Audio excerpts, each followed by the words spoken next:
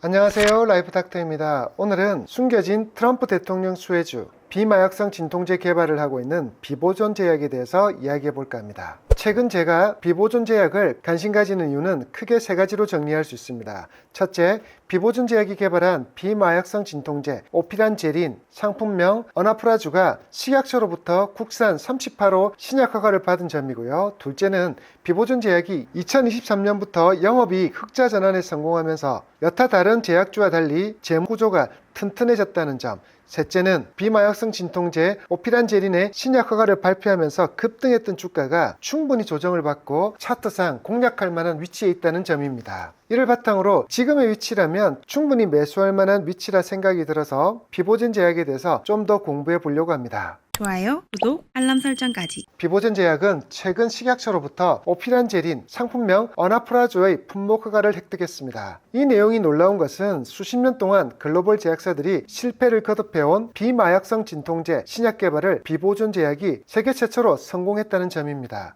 현재까지 혁신 신약으로 비마약성 진통제가 승인받은 사례는 비보존 제약 외에는 국내외로 전무한 상황입니다. 현재 미국에서 비마약성 진통제를 개발하는 제약사로는 버텍스 파마슈티컬이 있지만 비마약성 진통제 후보 물질인 VX548의 임상 3상을 이제 마치고 미국 식품의약국 FDA에 허가를 신청한 상태라 품목 허가를 받은 비보존 제약이 현재로는 우위에 있다고 볼 수 있습니다. 또한 현재 주사제와 더불어 먹는 약인 경구제 임상 2상 개발을 진행하고 있어서 궁극적으로는 비마약성 진통제 시장에서 우위를 점할 수 있다고 판단이 됩니다. 사실 비마약성 진통제가 국제사회로부터 관심을 받게 된 건 여러분도 유튜브를 통해서 많이 접하셨던 미국의 필라델피아와 샌프란시스코의 좀비 거리로부터 시작되었습니다. 최근 몇 년 전부터 미국은 펜타닐과의 전쟁을 치르고 있는데요. 펜타닐은 마약성 진통제인 몰핀의 100배, 헤로인의 50배에 달하는 진통 효과를 내는 마약성 진통제입니다. 극소량으로도 아주 강력한 효과를 내기 때문에 암 환자나 중증 질병의 수술 후 통증을 겪는 환자나 척추 질환을 앓는 환자에게 주로 처방하고 있었습니다. 문제는 치료 목적으로 처방받은 펜타닐이 중독으로 이어질 수 있다는 점이죠. 약효만큼이나 중독성이 너무나 강해서 최악의 마약이라고 불리기도 합니다. 약효는 강한데 너무 값싸게 공급되다 보니 어뢰용으로 공급되던 펜타닐이 값비싼 코카인,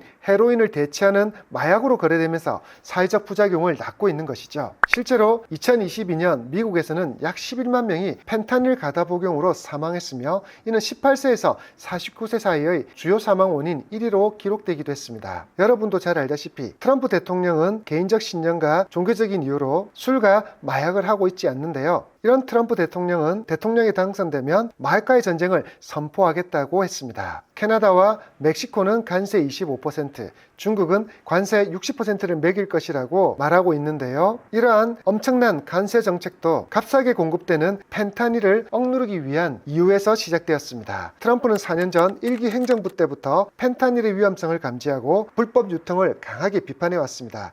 그런데 이 펜타닐의 주요 공급원이 중국이라는 것이 밝혀지면서 최근에는 외교 문제로 번지고 있죠. 2017년 10월 오피오이드 공중보건 비상사태를 선포했고 2018년 12월 시진핑 중국 국가주석과의 회담에서 펜타닐 규제 강화를 요구하기도 했습니다. 그런데도 상황이 나아질 기미가 보이지 않고 오히려 중국에서 값싸게 제조된 펜타닐이 미국 인접국인 캐나다와 멕시코를 통해 대량으로 유통되면서 상황은 점점 심각해지고 있는 상황입니다. 그래서 트럼프는 작심한 듯이 대통령이 되자마자 펜타닐 문제를 언급하면서 중국, 멕시코, 그리고 캐나다까지 엄청난 관세를 물리는 정책을 시행하는데 변함이 없다면서 자신의 의사를 재차하긴 했습니다. 그리고 미국 시간으로 1월 21일 미국 법무부는 미국의 약국 체인업체 월그린스를 상대로 소송을 제기하기도 했는데요. 월그린스 약국이 합법적인 의료 목적 없이 수백만 건의 불법 처방전을 고의적으로 발행하여 마약성 약물이 불법적으로 유통되게 하는 원흉이라는 점을 꼭 집었습니다. 여기에는 분명 펜타닐도 포함되는 것이죠. 이처럼 트럼프 대통령은 물론 미국 법무부까지 마약성 진통제에 대해 엄격히 규제하는 모습을 확인할 수 있습니다. 이러한 미국의 사회적, 정치적 배경 덕분에 비보존 제약의 비마약성 진통제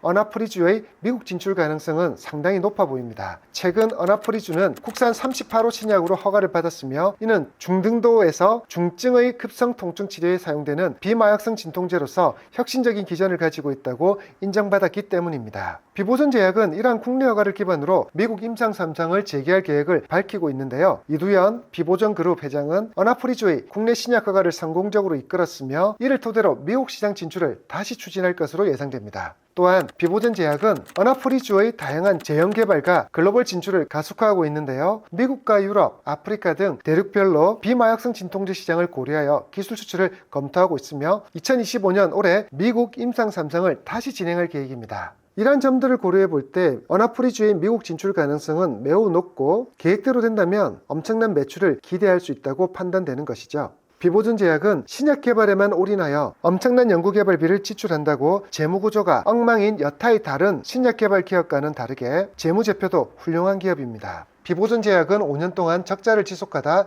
2023년 흑자 전환에 성공했습니다. 비주력 사업인 LED 발광 다이오드 사업과 화장품 사업을 정리하고 본업인 의약품 사업에 집중한 결과인데요. 제약 사업에만 집중한 결과 지난해 외형 성장을 이뤄 매출 713억 원을 기록했고 2024년에는 3분기 만에 벌써 644억의 외형 성장을 이루고 있습니다. 영업이익 또한 가파르게 증가하고 있습니다. 2023년에 26억의 영업이익을 달성한 이후 2024년에도 꾸준히 영업이익이 증가하여 2024년 3분기까지 벌써 24억의 영업이익을 달성하고 있습니다. 재무제표도 안정적으로 바뀌고 있고 게다가 신약 허가라는 강력한 뉴스를 바탕으로 비보전 제약은 작년 8월에 3,000원대에 머물러 있던 주가가 12월에는 13,600원까지 상승하는 엄청난 상승을 보였는데요. 그 이후 두 달간 꾸준한 주가 조정을 받은 후 고점에서 40% 이상 하락한 가격에서 61선의 지지를 받으며 올바르게 수렴하는 모습으로 가고 있습니다. 지금의 위치라면 주가를 관찰했다가